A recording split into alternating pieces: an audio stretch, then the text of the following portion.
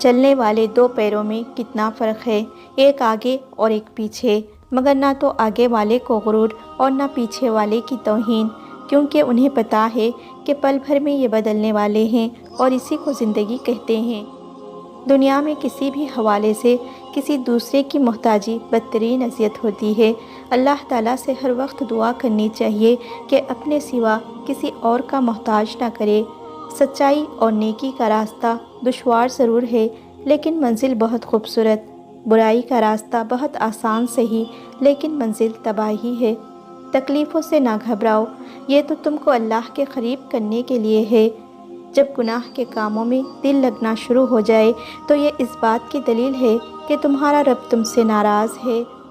اللہ تعالیٰ سے دعا مانگو تو دعا کی قبولیت پر یقین رکھو، کیونکہ اللہ تعالیٰ غافل، لاپرواہ اور مایوس کی دعا قبول نہیں کرتا۔ دوست کو دولت کی نگاہ سے مت دیکھو، وفا کرنے والے دوست اکثر غریب ہوتے ہیں۔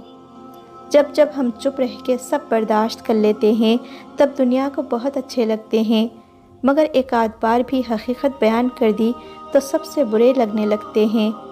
موسیٰ علیہ السلام نے جس راستے سے دریا پار کیا، فرعون اسی راستے پر غرق ہوا۔ راستے نہیں، رہبر بچاتے ہیں۔